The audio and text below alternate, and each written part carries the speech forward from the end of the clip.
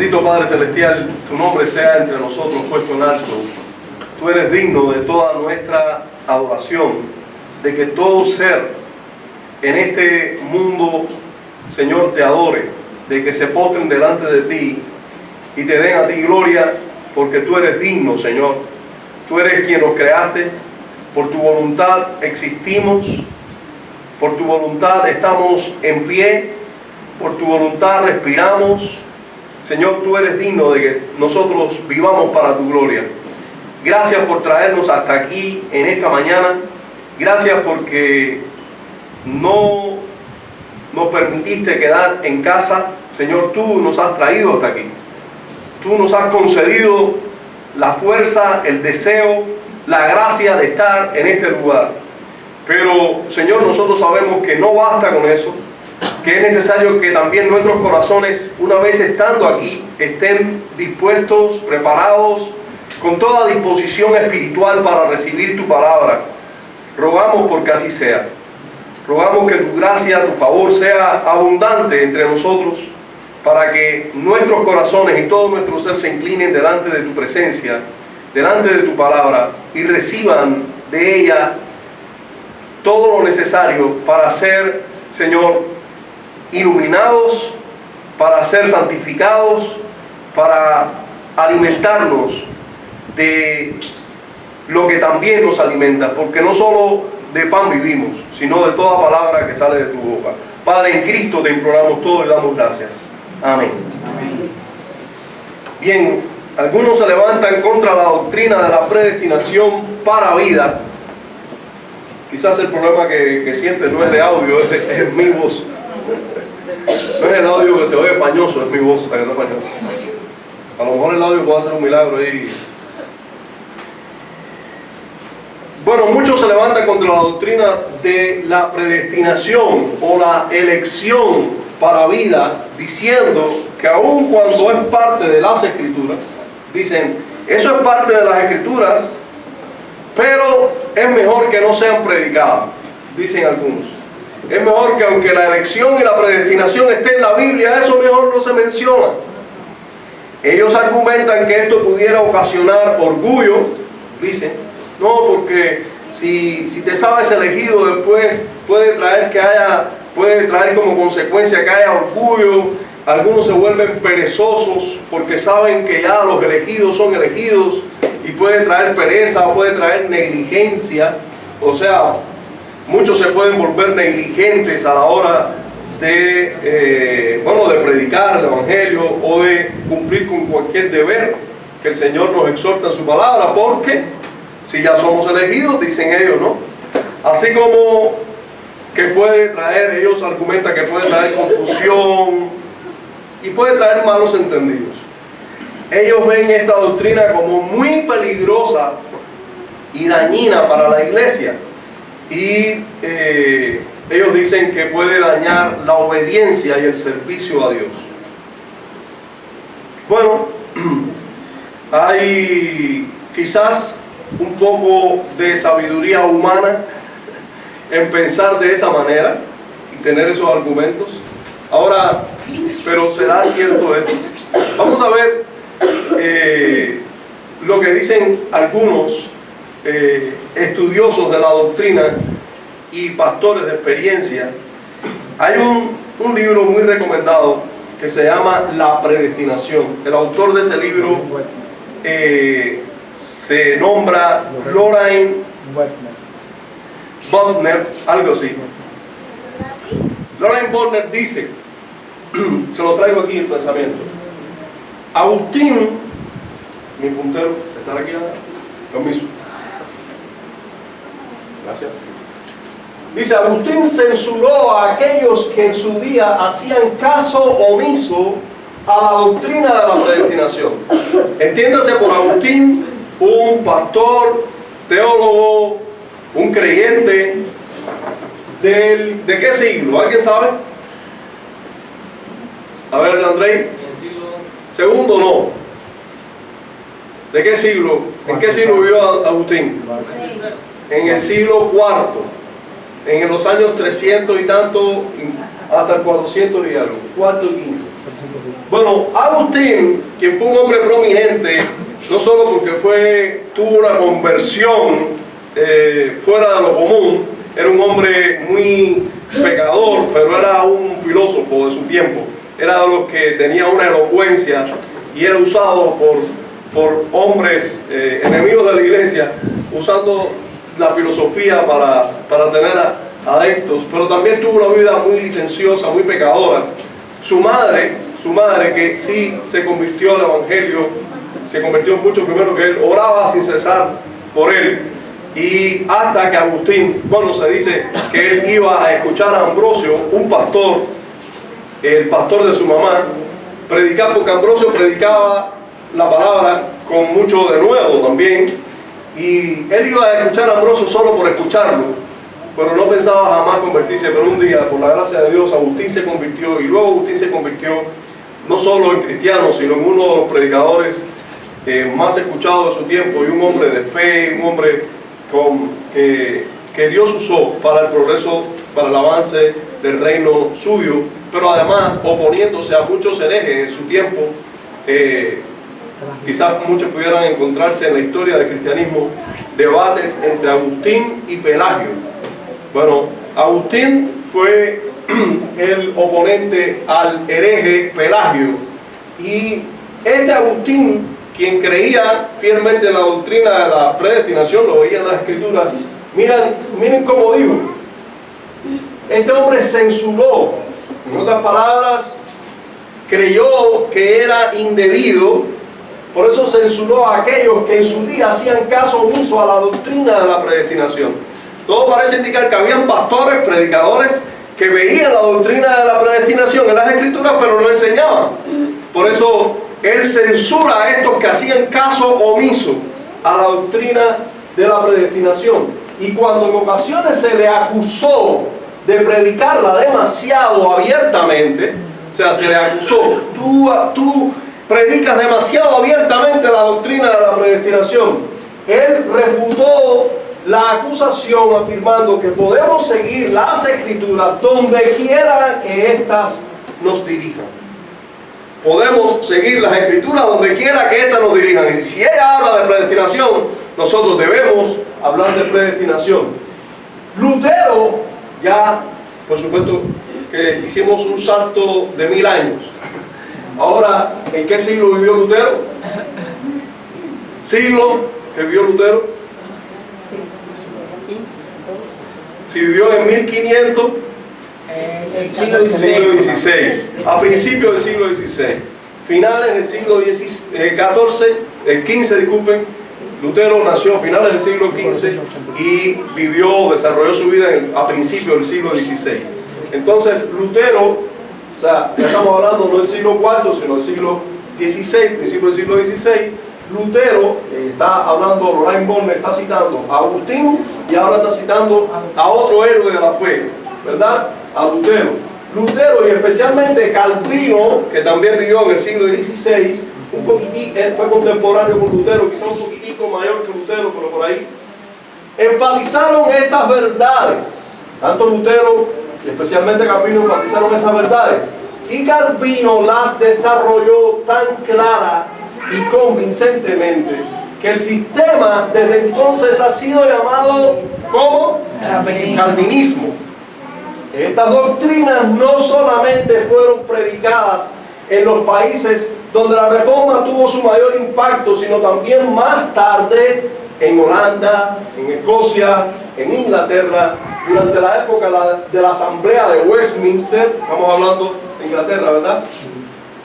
Y en América del Norte, en los comienzos de su historia, donde produjeron profundas convicciones religiosas en toda clase de personas. Calvino estaba convencido de que la doctrina de la elección debía ser el centro mismo de la confesión de la iglesia. El centro mismo de la confesión de la iglesia. Y sostuvo que de no serlo, o sea, de no ser el centro mismo de la confesión de una iglesia, de no serlo, la iglesia vería algún día esta maravillosa doctrina sepultada y olvidada. Y eso es lo que ha sucedido realmente en muchas iglesias donde dicen, bueno, eso mejor no lo predicamos. Bueno, esa doctrina ha quedado sepultada y olvidada. Ahora bien, después de nosotros verla por algunos domingos, porque hemos estado detenidos por algunos domingos estudiando sobre el decreto de Dios para salvación, ¿verdad? Para vida, para salvación. Si nosotros vemos esto, ahora después de nosotros estudiarla por varios domingos, nos surgen algunas preguntas. ¿Cuál ha sido el resultado en nosotros de tales enseñanzas? ¿Cuál ha sido el resultado que ha traído en nosotros como iglesia el exponernos a tales enseñanzas? ¿Cuál ha sido el resultado en la historia del cristianismo? La enseñanza esta enseñanza de las doctrinas de la predestinación, ¿cuál ha sido el resultado para el cristianismo? Tanto de estas enseñanzas como de la ausencia de estas enseñanzas. ¿Cuál ha sido el resultado? Todavía más importante que las preguntas que ya las acabo de hacer, deberíamos preguntarnos, ¿qué dicen las Escrituras sobre la enseñanza de esta doctrina? ¿Qué dice la Escritura sobre la enseñanza de esta Escritura? ¿Dice algo la Biblia sobre si se debe enseñar o no estas doctrinas? Vamos a ver eso hoy, Dios mediante. ¿Debemos enseñarla, por tanto? ¿Sí o no? ¿Debemos tener cuidado, algún cuidado a la hora de enseñarla? ¿A quién debemos enseñar esta doctrina de la predestinación? ¿Y quiénes serán los verdaderos beneficiados con ella? ¿Quiénes serán los beneficiados con la enseñanza de esta doctrina? ¿Qué frutos producirá en los oyentes esta enseñanza, la enseñanza de esta doctrina? ¿Qué fruto va a producir en los oyentes? ¿Realmente producirá negligencia, orgullo? ¿Será eso lo que producirá? Vamos a ver. ¿Hará daño a la iglesia? ¿Hará daño al avance del reino? ¿Las enseñanzas de estas doctrinas frenarán el avance del reino de Dios o de la predicación? Vamos a ver mientras estudiamos el último párrafo del capítulo 3 de nuestra confesión de fe, porque precisamente trata el tema de la enseñanza de la doctrina de la predestinación. La enseñanza de la doctrina de la predestinación. Y quiero que vayamos juntos a ese párrafo 7 y último de este capítulo 3 del decreto de Dios. Vamos a ver que trata sobre la enseñanza de esta doctrina. Miren cómo dice: la doctrina de este profundo misterio de la predestinación debe ser tratada con especial prudencia y cuidado, para que los hombres que estén prestando atención a la voluntad de Dios revelada en su palabra y estén rindiendo obediencia a esta, puedan, por la certeza de su llamamiento eficaz, estar seguros de su elección eterna. Así esta doctrina proporcionará motivo de alabanza, reverencia y admiración a Dios, y de humildad, diligencia y abundante consuelo para todos los que sinceramente obedecen al Evangelio. Que en la organización de los bancos veo un banco más al lado acá, ¿no? Y por lo tanto uno menos al lado allá. Y está bien por esto, lo que no está muy bien por ti, ¿no? Porque veo que estás pasando un poquito de trabajo para ver ahí el final de eso. Está bien. Bien, miren ustedes, hermanos, junto conmigo, no sé si ya notaron en la primera lectura de este párrafo, que los autores de la confesión dicen, por un lado, que hay que tener cuidado a la hora de enseñarla, que hay que tener prudencia a la hora de enseñarla, especial prudencia y cuidado. Le llaman a esa doctrina, ¿cómo le llaman? Disculpa, mira atrás, un momento. Todavía no. La doctrina de este profundo misterio, fíjense que dice que habla de la doctrina del profundo misterio. ¿Y por qué nosotros podemos decir que la doctrina del decreto es un profundo misterio? ¿Por qué podemos decir eso? Por el Evangelio. A ver, Adrián.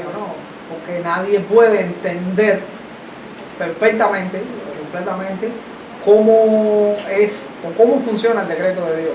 Exacto, si no se entiende perfectamente y completamente, ya hay misterios. O sea, si no puedo desmenuzar todo y que me quede muy clarito, ¿verdad? Por lo tanto, hay misterio en ello. Y es un profundo misterio. Es un profundo misterio porque es un decreto sobre seres libres y en los cuales no para nada se quebranta su libertad.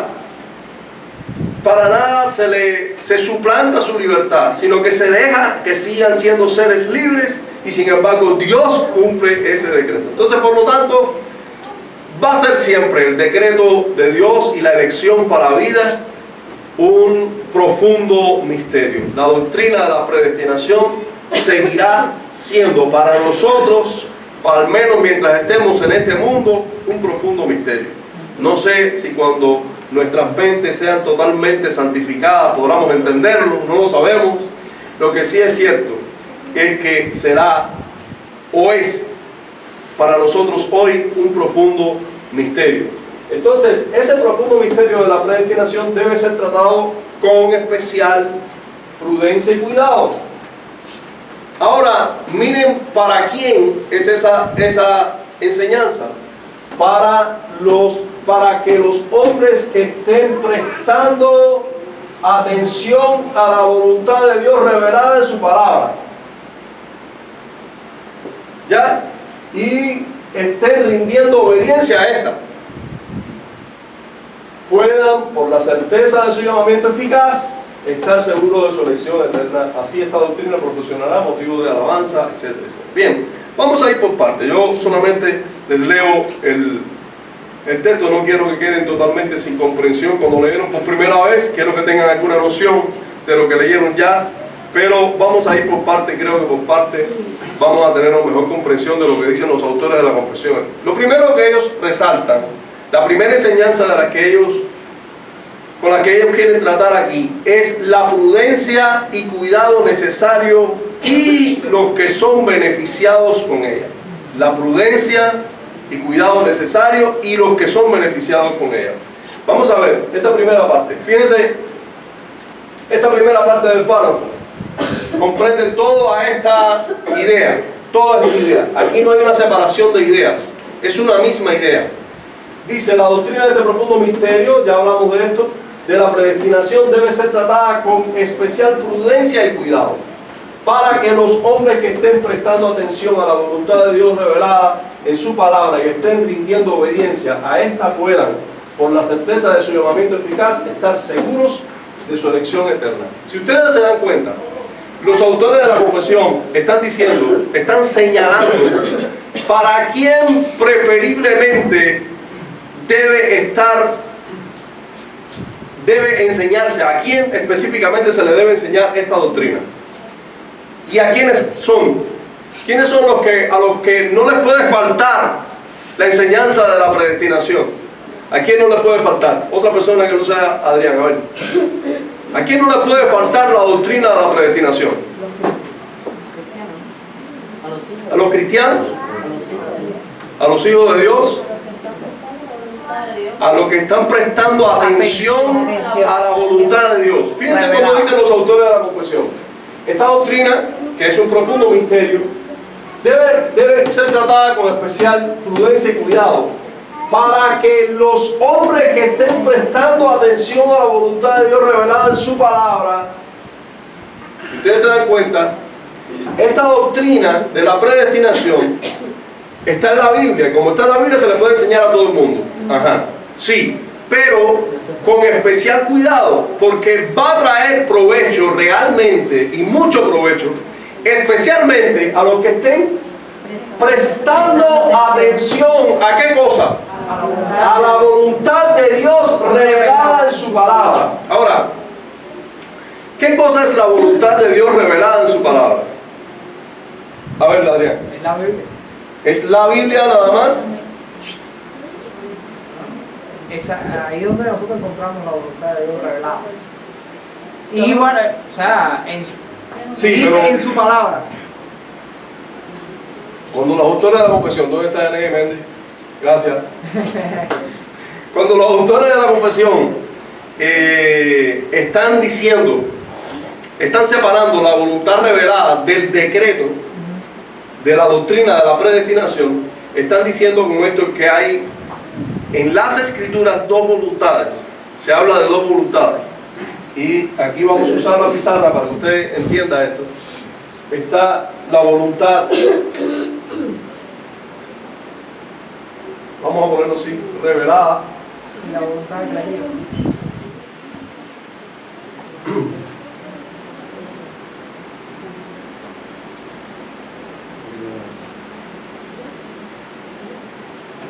¿Por qué?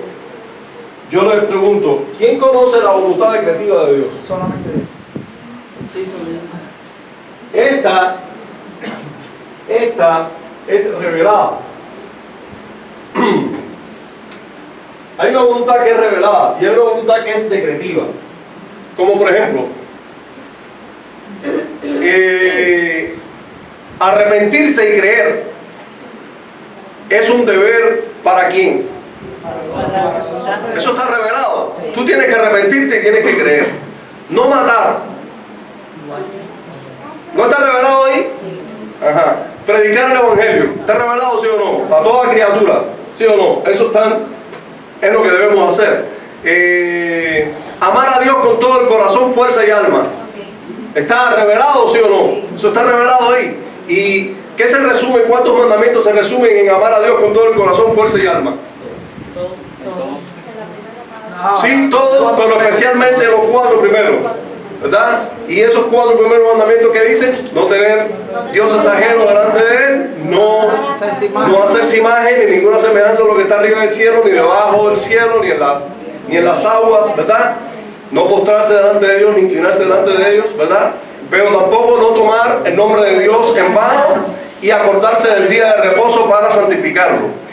En esos 4 mandamientos se resume amar a Dios con todo el corazón, fuerza y alma. O sea, ahí podemos, en este mandamiento podemos resumir esos 4 mandamientos. Y ama a tu prójimo como a ti mismo.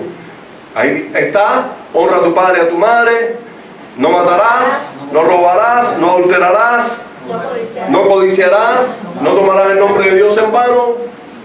No levantarás falso testimonio contra tu prójimo y no codiciarás nada de tu prójimo. Entonces, esa es la voluntad decretiva de Dios. Disculpen, revelada de Dios. Dios ha revelado: haz esto.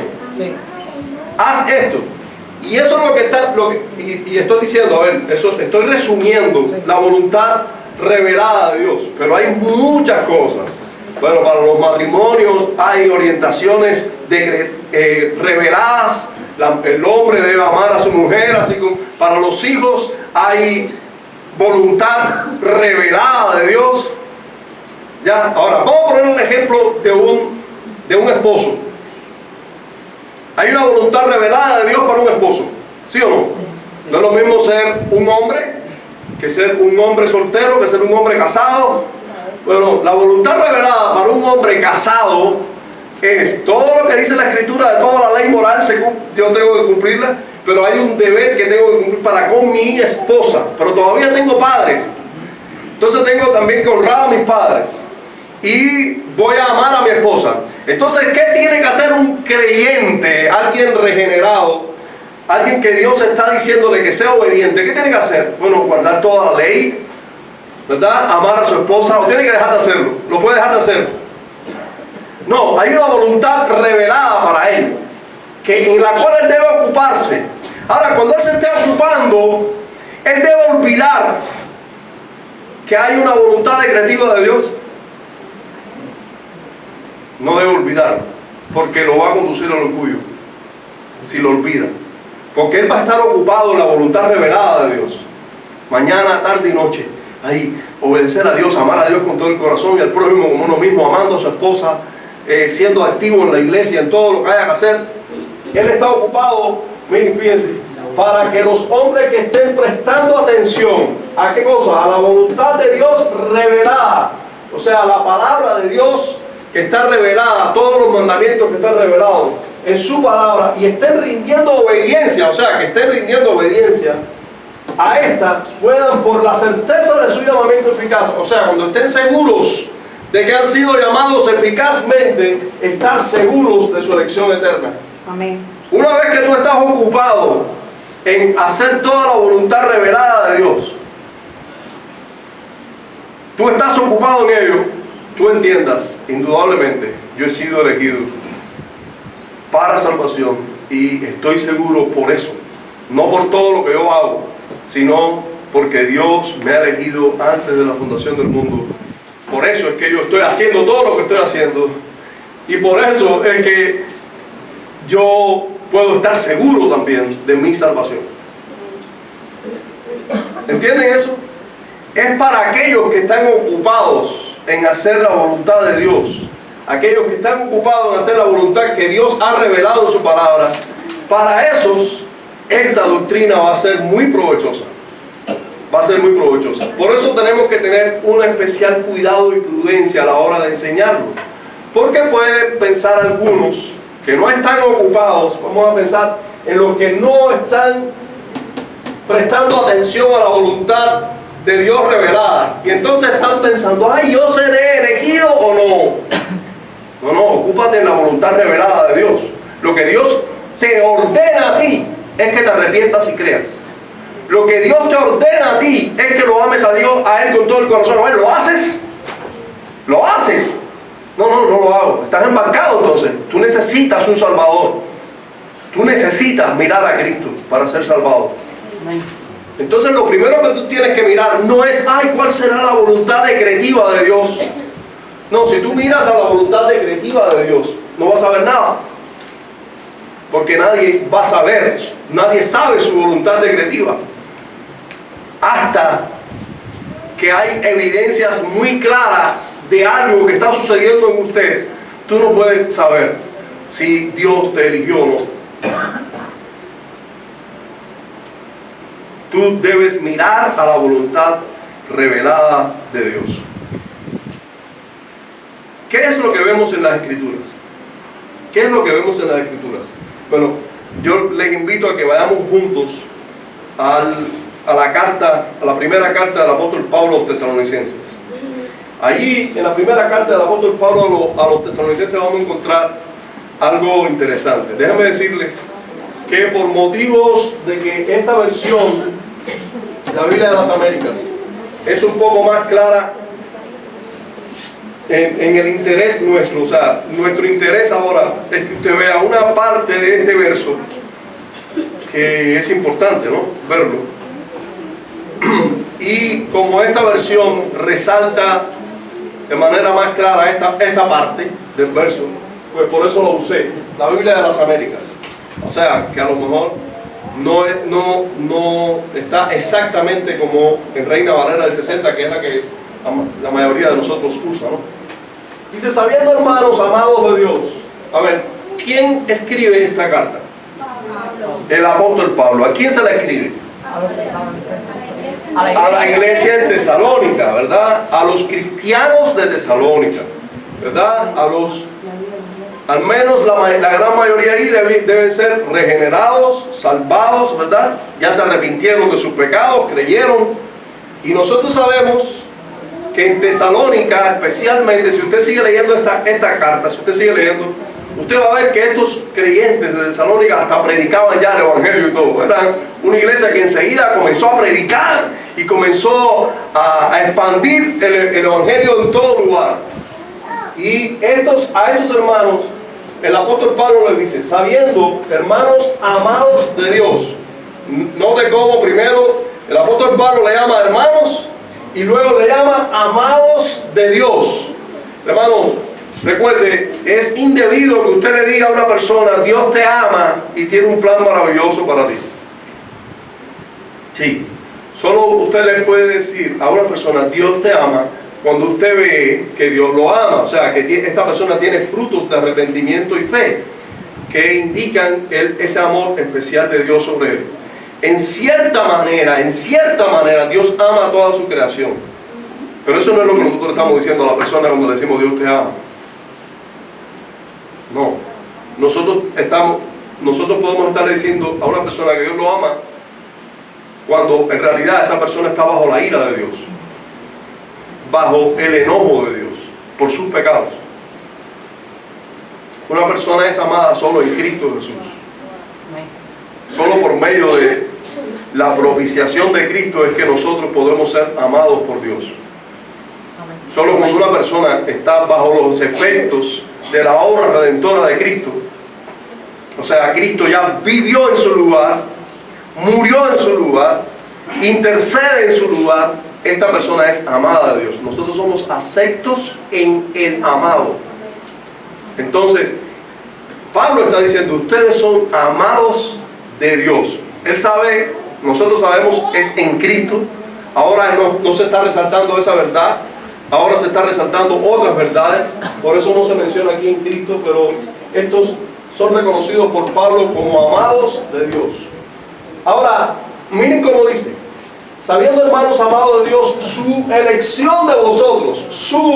Este se refiere a la elección de Dios, de vosotros, o sea, de ustedes. Ustedes han sido elegidos por Dios. ¿Qué pasa? Que en Reina Valera de 60 dice, yo conozco vuestra elección, pero esa elección no se sabe si es del hombre para Dios o de Dios para el hombre. Entonces aquí queda más claro que allí en el griego, que es lo que está haciendo la Biblia de las Américas, es aclarando muy bien ese a quién se refiere, y es a Dios. Es una elección de Dios para el hombre y no del hombre a Dios.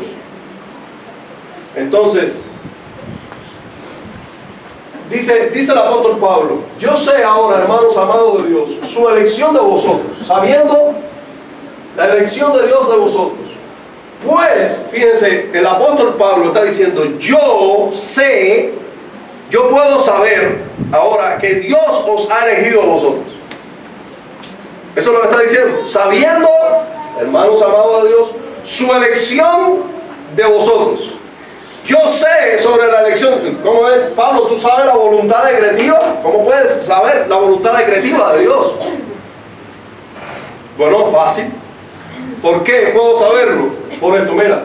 Pues, yo sé eso, pues nuestro evangelio no vino a vosotros solamente en palabras, sino también en poder y en Espíritu Santo, y en el Espíritu Santo, y con plena convicción, como sabéis que qué clase de personas demostramos ser entre vosotros por amor a vosotros. Bueno, el asunto es que el apóstol Pablo dice, bueno, yo sé de vuestra elección, de la elección de Dios sobre vosotros, porque cuando yo vine a predicarles a ustedes, el evangelio no se quedó en palabras, sino que fue poderoso entre ustedes. O sea, hermanos, yo estoy predicándole a 5 personas. 5 personas. Las mismas palabras a las 5 personas. Le estoy hablando de Cristo, le estoy hablando del sacrificio de Cristo, le estoy hablando primero de su condición delante de Dios, de que ellos ninguno puede obedecer la ley de Dios, que son pecadores.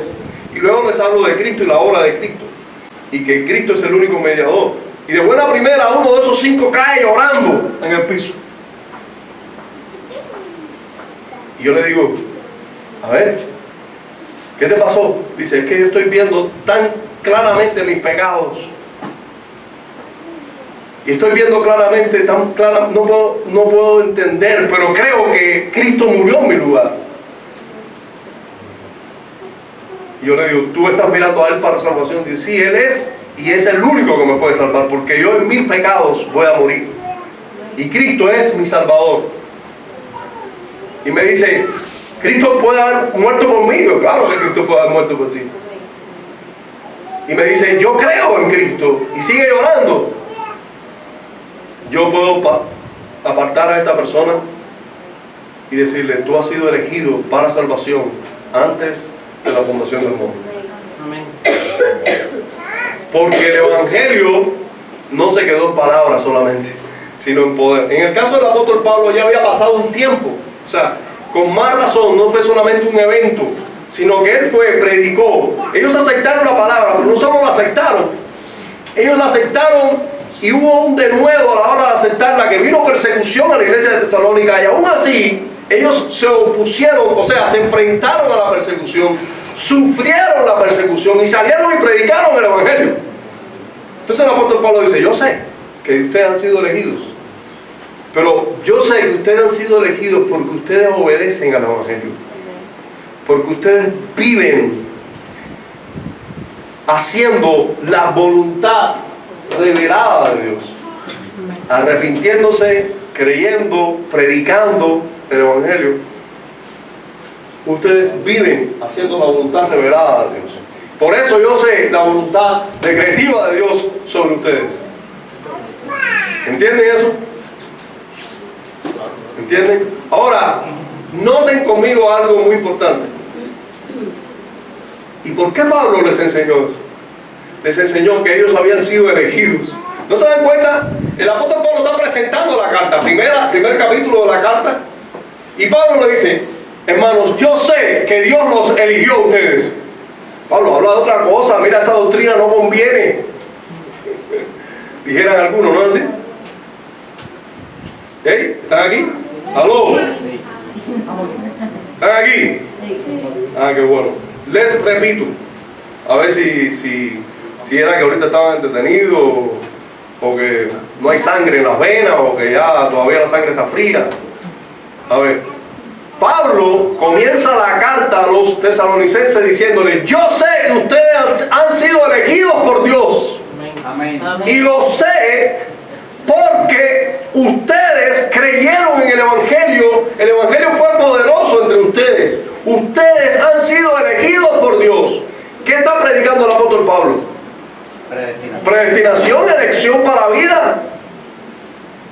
Y como Pablo comienza a escribirle la primera carta a los tesalonicenses, hablándoles primeramente de elección y predestinación. ¿No se estará confundiendo un poco el apóstol Pablo? No, hermano, es que es una doctrina fundamental. Es una doctrina fundamental. Es una doctrina necesaria. ¿Para quién? Para los que están ocupados en obedecer la voluntad revelada de Dios. Ellos necesitan saber también, como Jesús les dijo en cierto momento a sus discípulos. Ahí estaban ellos siguiéndolo a Él, y Él les dice, ustedes no me eligieron a mí, yo os elegí a vosotros. No se va a creer que ustedes piensen que ustedes me han elegido a mí. No, yo os elegí a vosotros. Jesús, ¿por qué le dices eso? No digas eso, compadre, que lo puede hacer pensar, relajarse. El Señor no se equivoca y Él dice y enseña lo necesario. Ahora, los autores de la confesión resaltan que debe ser aquellos que obedecen, que están rindiendo obediencia incluso a los preceptos de la palabra, y que esos son los que más van a recibir beneficios de ello. En segunda de Pedro, la segunda carta de Pedro, en el capítulo 1 y verso 10, miren cómo le dice el apóstol a las iglesias que les escribe. Dice, así que, hermanos, sed tanto más diligentes para hacer firme vuestro llamado y elección de parte de Dios. Esto de parte de Dios también es algo que nos lo aclara la Biblia de las Américas, ¿verdad? En la Biblia nuestra dice de vuestro llamado y elección, pero no dice que es de parte de Dios. Como nosotros no sabemos griego, no podemos consultar el griego, no sabemos si esa elección de quién es.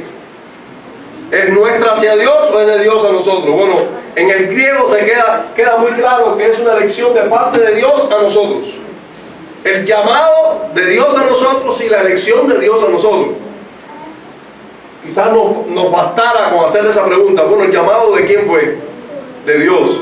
¿Y la elección de quién fue? Bueno, ya queda de Dios también, pero bueno, en este caso se nos aclara que la elección es de parte de Dios. Porque mientras hagáis estas cosas nunca tropezaréis. Ahora, escuchen esto y atiendan específicamente a esto. El apóstol Pedro dice, sed tanto más diligentes para hacer firme vuestro llamado y elección. O sea, en la medida que tú eres más diligente haciendo la voluntad revelada, eso va a ser más firme la seguridad que nosotros tenemos de nuestro llamado por Dios y de nuestra elección de Dios. Si uno anda, hermanos, sin ocuparse en hacer lo que tiene que hacer, lo que Dios nos manda hacer, eso va a poner en duda nuestra seguridad de que estemos dentro de la voluntad, en la voluntad creativa de Dios, haber sido elegidos para salvación.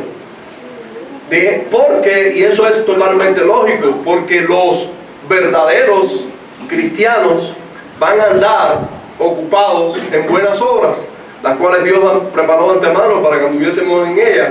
Si nosotros andamos en esas buenas obras, es lógico que pensemos de que no somos cristianos, por lo tanto, en la voluntad creativa de Dios, no podemos decir con seguridad somos elegidos para salvación. Antes bien, deberíamos pensar, quizás no somos elegidos para salvación. Entonces el apóstol le dice a esos verdaderos creyentes: añadir a vuestra fe virtud, la virtud conocimiento, el conocimiento dominio propio, el dominio propio fe, y así. Dice, y cuando ustedes hagan esto, ustedes entonces van a hacer más firme vuestro llamado y vuestra elección de parte de Dios. Van a ser más firmes las convicciones que ustedes tienen de esa elección y ese llamado de Dios. Ustedes van a hacerlo más firmes y no van a tropezar jamás mientras estén añadiendo, mientras estén creciendo en la gracia. Van a estar seguros de su elección y sin tropiezo.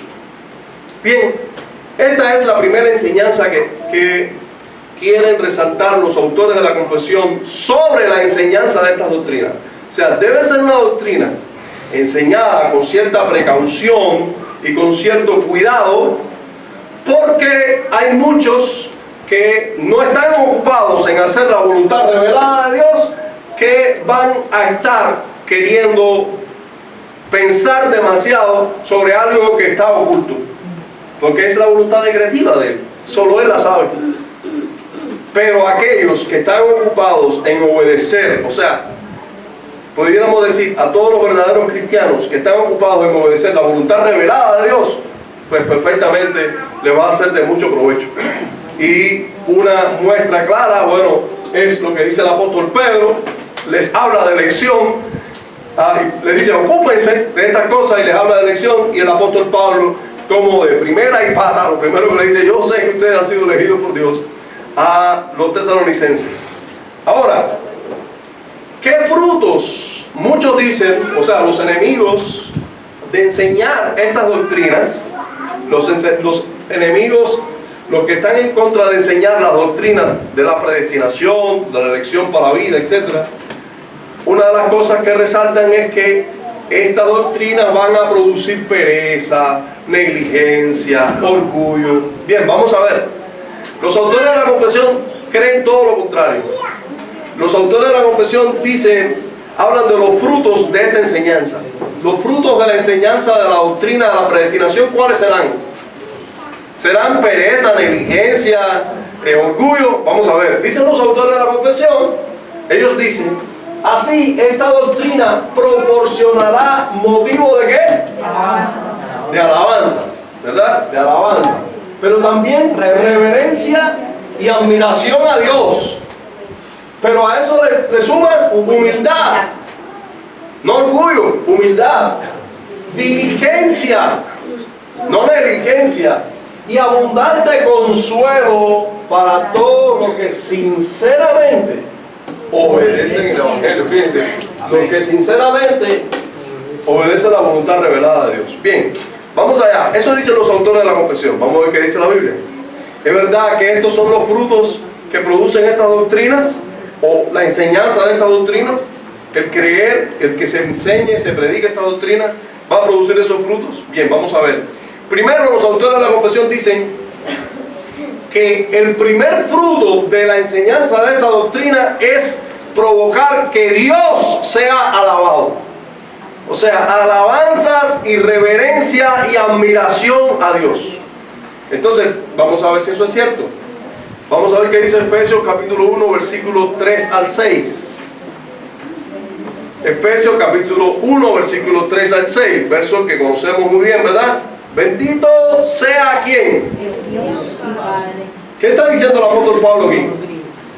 Debemos bendecir, debemos adorar, debemos exaltar. ¿A quién? Al Dios y Padre de nuestro Señor Jesucristo. O sea, Él debe ser adorado. ¿Por qué? Ahora nos va a hablar de elección. ¿Por qué? Porque nos bendijo con toda bendición espiritual en los lugares celestiales en Cristo. ¿Qué cosa es eso? Elección antes de la fundación del mundo. Nos bendijo ya. Entonces, si Él nos bendijo en Cristo Jesús antes de la fundación del mundo, ¿quién debe ser alabado? Dios. Dios debe ser alabado. Cuando uno entiende que todos nosotros somos pecadores, y si no hubiera sido por esa bendición en Cristo antes de la fundación del mundo, que nosotros no hubiéramos podido arrepentirnos y creer y vivir para Dios y por lo tanto ser salvos. Cuando uno entiende eso, que solo es Dios y que Dios es el autor de nuestra salvación, ¿a quién va a bendecir? A Dios. No hay gloria para más nadie.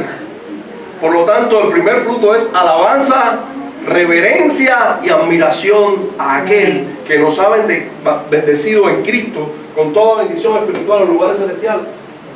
Segundo, se escogió en Él antes de la fundación del mundo para que fuésemos santos y sin mancha delante de Él, en amor, habiéndonos predestinado para ser adoptados hijos suyos por medio de Jesucristo, según el puro afecto de su voluntad, para alabanza de la gloria de su gracia, con la cual nos hizo aceptos en el amado. O sea, esta verdad de la elección en Cristo Jesús, lo que va a provocar es alabanza de la gloria de su gracia. Sí, hermano. Esta doctrina puede ser que no le guste a algunas personas, sobre todo al diablo, porque le da toda la gloria al que merece toda la gloria, que es Dios, nuestro Salvador, el autor de la salvación, el consumador de la salvación. Produce alabanza y adoración y admiración a Dios, porque no hay nada en nosotros, nada en nosotros para que Él nos haya salvado, que haya provocado que Él nos haya salvado. No hay nada en nosotros que merezca la salvación, y Él nos ha salvado en Cristo Jesús.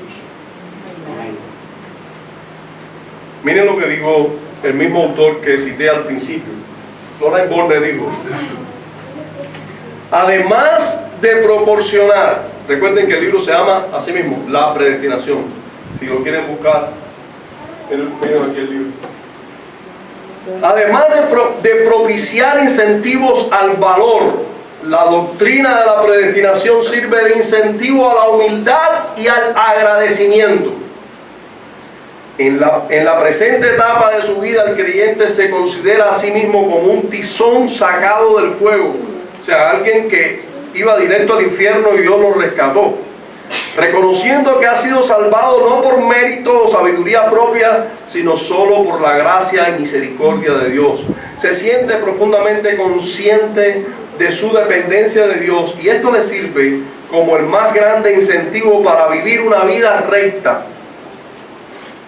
En fin, no hay manera más segura de llenar la mente con reverencia y humildad, paciencia y gratitud que al impregnarla con esta doctrina de la predestinación. Amén. Realmente es así. Romanos capítulo 11, versículos 33 a 36 resalta esto. Después que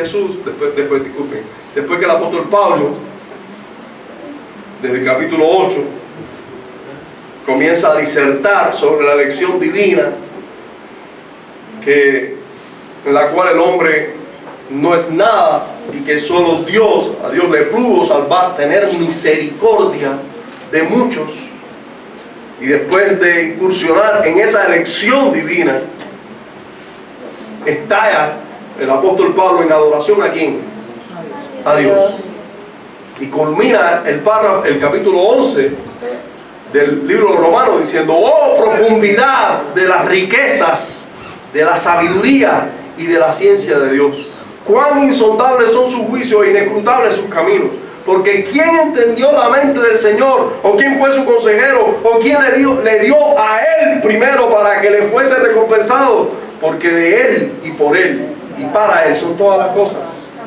A Él sea la gloria por los siglos. Amén. O sea, lo que provocó esta doctrina, desarrollar, hablar sobre esta doctrina, fue alabanzas a Dios. Entender esta doctrina, hablar sobre esta doctrina, provocó en el apóstol Pablo que él adorara a Dios. Nuevamente cito a Bonner: la doctrina de la predestinación enfatiza el lado divino, enfatiza el lado divino de la salvación, mientras que su sistema rival, ¿saben cuál es el sistema rival? Sistema rival de creer la doctrina de la predestinación, ¿cuál es? El arminianismo. El arminianismo. O el humanismo. Sí, el arminianismo es humanismo. Su máxima expresión. La doctrina de la predestinación enfatiza el lado divino de la salvación, mientras que su sistema rival enfatiza el lado humano. La doctrina de la predestinación graba en nosotros el hecho de que nuestra salvación es puramente por gracia y que no somos mejores que los que han sido abandonados a sufrir por sus pecados. Por consiguiente, nos mueve a ser más caritativos y tolerantes para con los no salvos y a sentir eterno agradecimiento a Dios por habernos salvado a nosotros. Amén. Una persona que entiende, cree y vive la doctrina de la predestinación va a vivir en constante agradecimiento a Dios. Amén. Humildad. Humildad. Este es otro fruto. Dicen los enemigos de esta doctrina que produce orgullo. Dicen los autores de la confesión: produce humildad. Bueno, vamos a ver qué dice la Biblia. Romanos capítulo 11, versículos 5 y 6 y el versículo 20. Así también, aún en este tiempo ha quedado un remanente escogido. ¿Por qué? Por gracia. Y si por gracia, ya no es por obras. Y si no es por obra, orgullo desaparece, que ya no es por obra. El remanente es escogido por gracia. Si es por gracia, olvídate de tu orgullo. No hay nada de qué enorgullecerse. De otra manera, la gracia ya no es gracia, o sea, si fuera por obras. Y si por obras ya no es gracia, de otra manera la obra ya no es obra. Bien, por su incredulidad fueron desgajadas, pero tú por fe estás en pie. No te ensoberbezcas si no tienen. O sea, el incentivo de las Escrituras es a temer y lo que produce la doctrina de la elección es que hemos sido escogidos sin merecerlo, o sea, por gracia. Entonces eso no puede provocar orgullo, eso va a provocar humildad. Eso va a provocar: Señor, gracias, porque yo no merezco que hayas tenido misericordia de mí y te ha placido tener misericordia de mí. Amén. Gloria a Dios. Fíjense ustedes que es distinto a decir: yo fui el que elegí a Dios. Yo sí me mantengo en fe. Basta ver a uno de estos, incluso algunos hermanos nuestros, pero provoca pecados. Por eso a nadie, ninguno de nosotros debe estar contento con que un hermano nuestro permanezca en el arminianismo, porque está en ciertos pecados. De la misma manera que uno debe corregir a un hermano nuestro si está adulterando, si está mintiendo, si está robando. De la misma manera, si le está robando la gloria a Dios. De la misma manera, si está pecando contra Dios en su orgullo de no creer, primero, no creer las verdades de la Escritura tal y como son. A nosotros nos debe molestar esto y nos debe preocupar y nos debe inquietar para sacar a nuestros hermanos de allí, porque es un pecado que provoca orgullo. que provoca orgullo. Porque el mejor de los arminianos dicen, todo lo ha hecho Dios, pero el 99% lo hace Dios, el 99.9% lo hace Dios, pero hay un por ciento ahí, un 0,1% que lo hice yo. Yo fui el que creí. Y yo pregunto, si el 99,9% lo hace Dios con todo el mundo, porque así lo dicen los arminianos, y el 1%, el 0,1% lo pones tú, y por eso tú eres salvo, por ese 1%, entonces ya la diferencia, o sea, todo es eso, todo es ese 0,1%. Y ese es el mejor de los arminianos. Es fácil ver a uno de estos creyentes, algunos verdaderos cristianos, otros no, tener todo el tiempo un tipo de confesión positiva. ¿Cómo están, hermanos? En victoria, quieren demostrarse a sí mismos y estar todo el tiempo pensando que están en victoria, porque es que depende de su fe, su permanencia en la salvación, o de su fe activa y todo el tiempo allá arriba.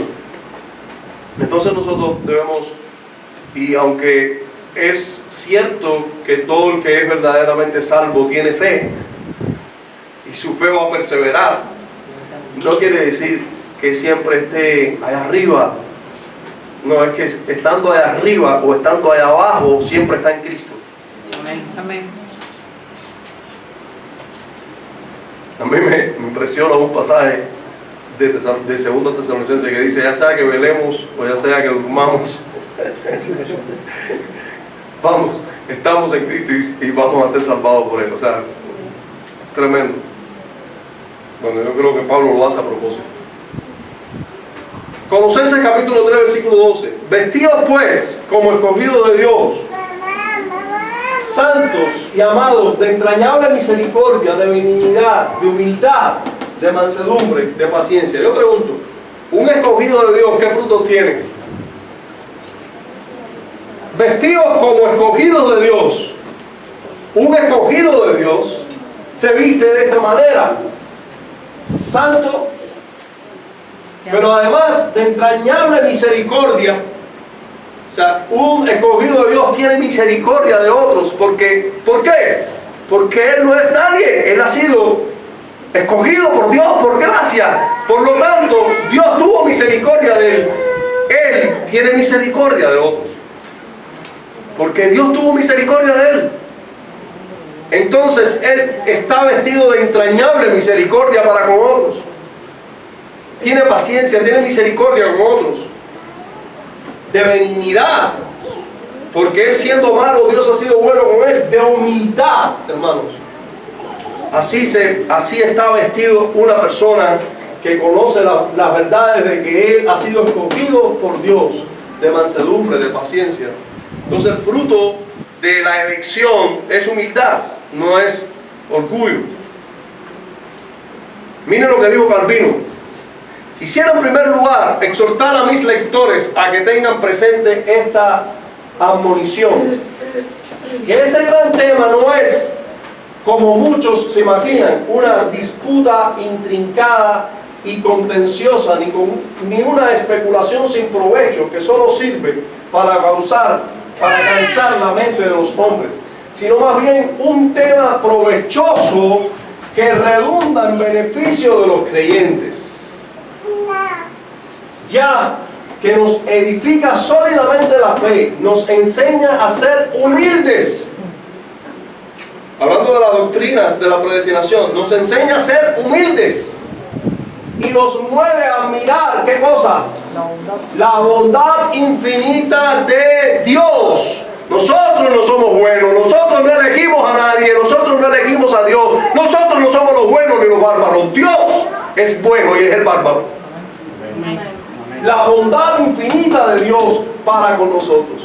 Y no hay medio más eficaz para edificar nuestra fe que el abrir nuestros oídos a la elección divina, la cual el Espíritu de Dios sella en nuestros corazones mientras escuchamos, mostrándonos que la elección procede de la eterna e inmutable buena voluntad de Dios para con nosotros, y que por tanto no puede ser revocada ni alterada por ninguna tormenta del mundo, por ningún ataque de Satanás, por ningún cambio ni ninguna constancia o debilidad de la carne. Y cuán inmenso es el consuelo que experimentamos cuando entendemos que la causa de ella se halla exclusivamente en el seno de Dios. Amén.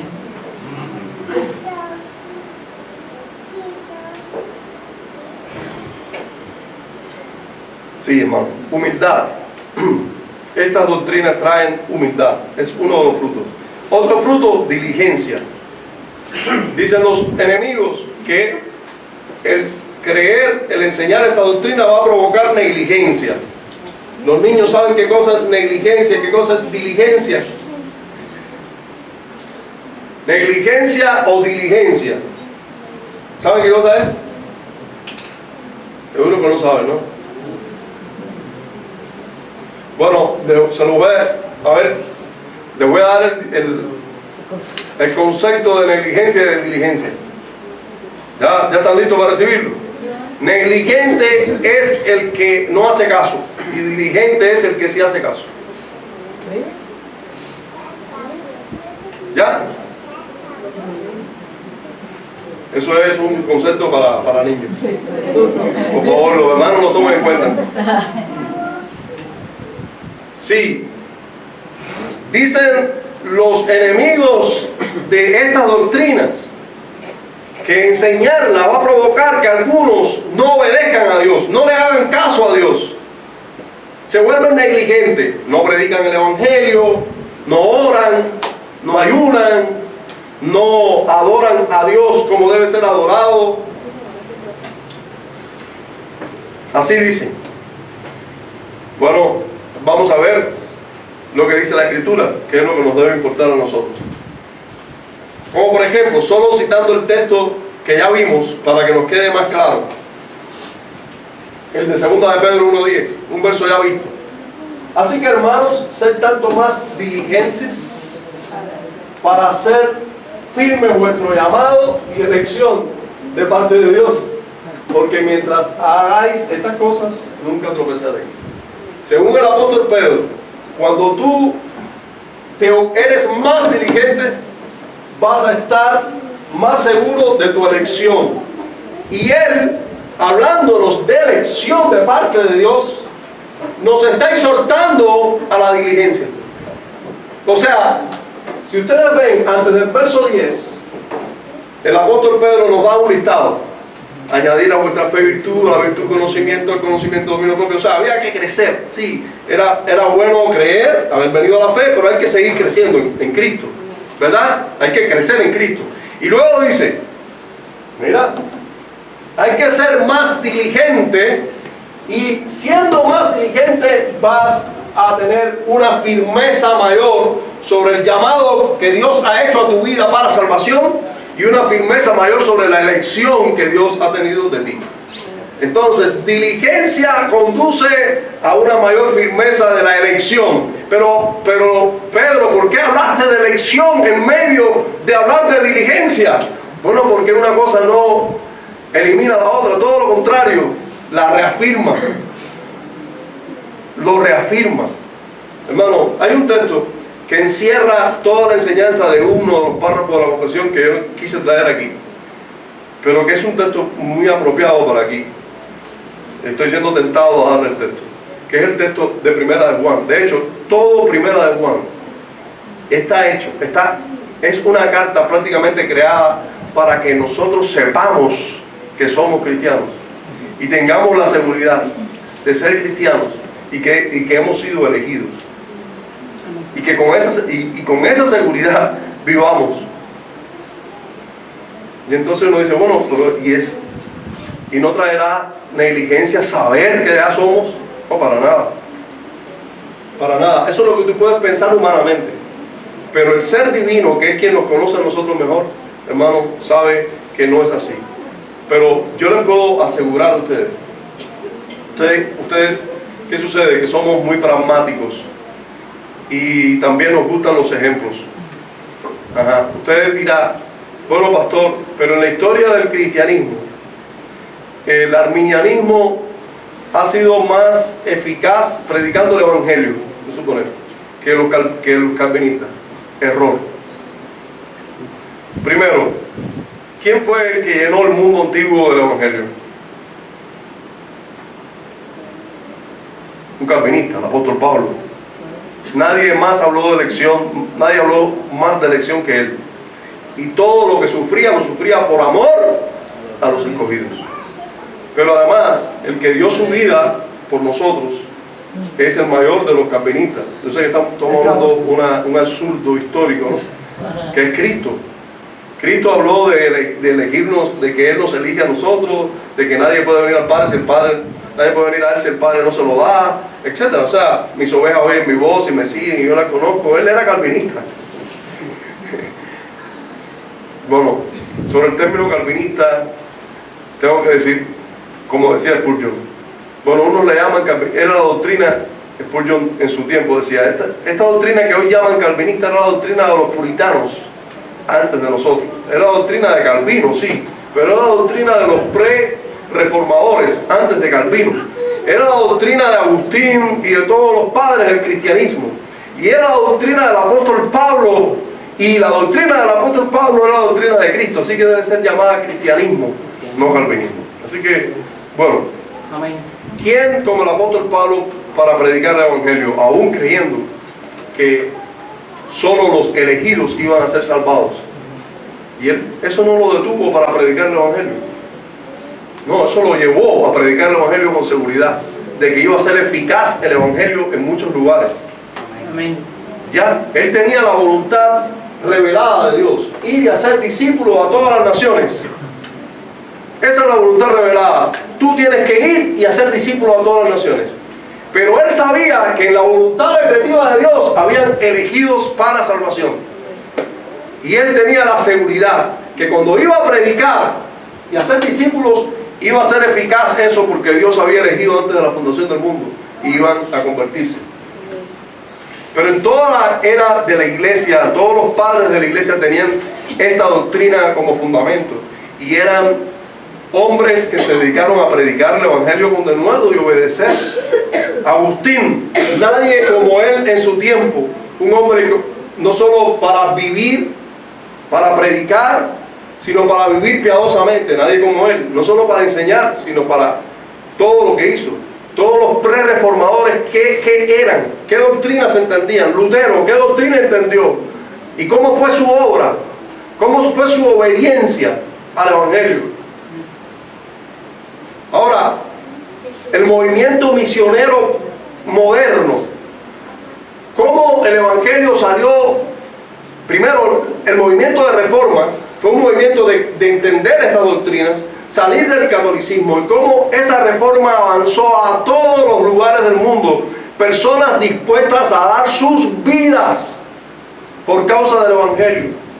Ustedes saben que los franceses que eran preparados en Ginebra, salían de Ginebra y volvían a Francia, un país sumamente, de manera recia, practicaban el catolicismo.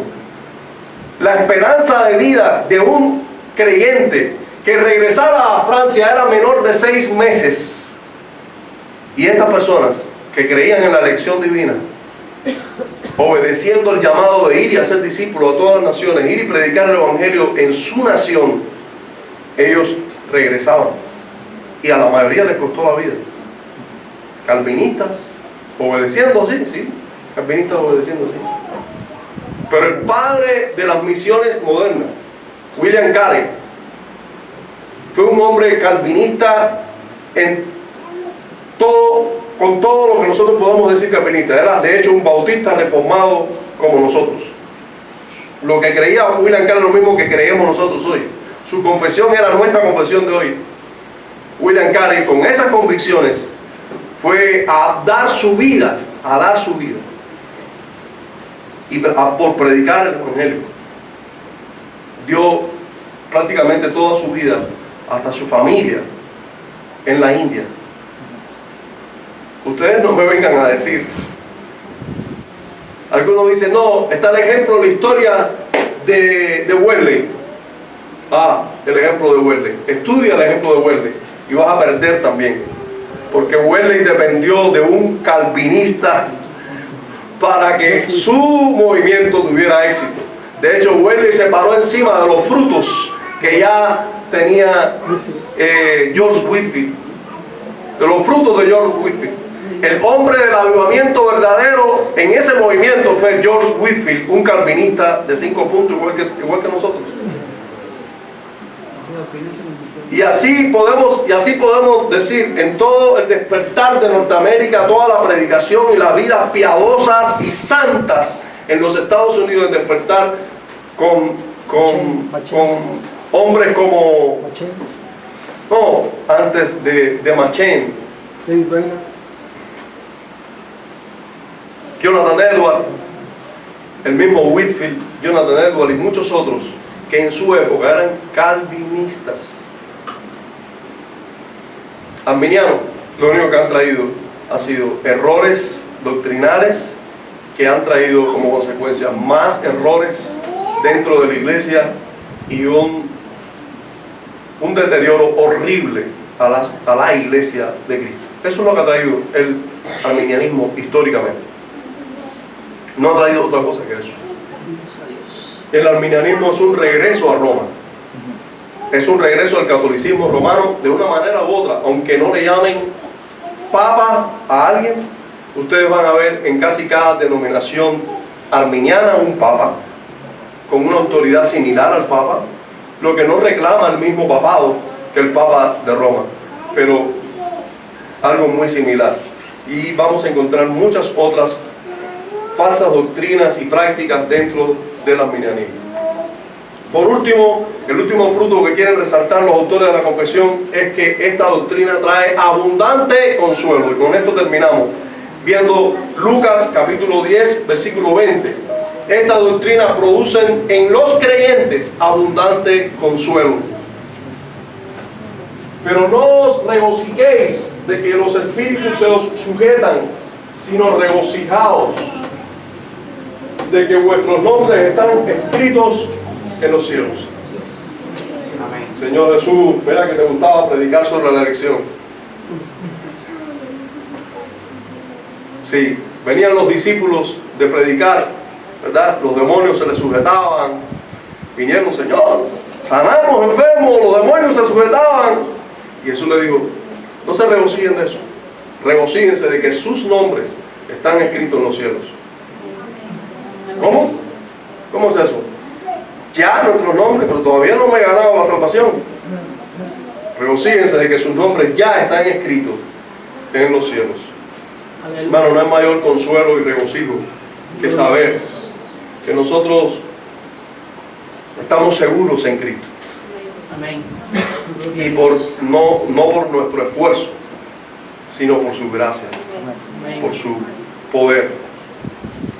Voy a concluir nuevamente con palabras de Loren Borner. Ahora creo que no se las traigo, pero son palabras de él lo que les voy a mencionar ahora.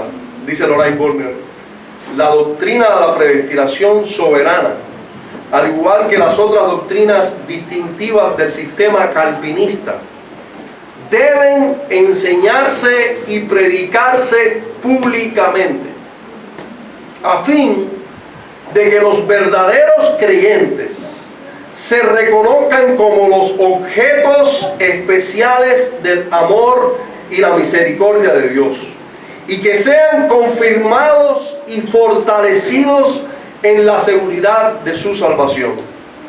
Qué desgracia que una verdad que da tanta gloria a su autor y que es el fundamento mismo de la felicidad del creyente sea suprimida o confinada meramente a aquellos que se están especializando en teología. Esta doctrina es una de las más reconfortantes de todas las escrituras, Y además, difícilmente exista una doctrina cristiana que pueda ser predicada en su pureza y plenitud sin referencia a la predestinación. O sea, siempre que prediquemos cualquier doctrina vamos a tener que caer en el tema de la predestinación si es que vamos a predicar estas otras doctrinas de manera correcta. Por su parte, otro hombre de Dios del pasado dijo: un embajador debe transmitir el mensaje entero. Un embajador debe transmitir el mensaje entero que le ha sido encomendado. No debe omitir ninguna parte de ese mensaje, sino declarar en su totalidad y sin reservas el mensaje del soberano a quien representa. Debe asegurarse de decir ni más ni menos que lo que las instrucciones de su gobierno requieren. De otra manera, no será expuesto a la desaprobación. Disculpen. De otra manera, se verá expuesto a la desaprobación o aún a perder la cabeza. Que el ministro de Cristo considere esto seriamente. Los ministros de Cristo somos embajadores de Cristo. Tenemos que, como embajadores, hablar y decir toda la verdad de Dios, no solo parte de la verdad, sino toda ella. Todo el consejo de Dios debe ser lo que enseñan los ministros de Cristo. Así que, si la doctrina de la predestinación está en la Biblia, todo ministro de Cristo debería hablar de ella. Padre, gracias damos por tu palabra y por esta enseñanza. Te imploramos, Señor, que de la misma manera que nos enseñan los autores de la confesión, así nosotros hagamos uso y enseñemos estas verdades con cuidado, con prudencia, pero sin dejar de hacerlo, Señor, para provecho de todos tus hijos. En Cristo te rogamos que nos auxilies para que desde este púlpito estas verdades no dejen de enseñarse. En Cristo Jesús.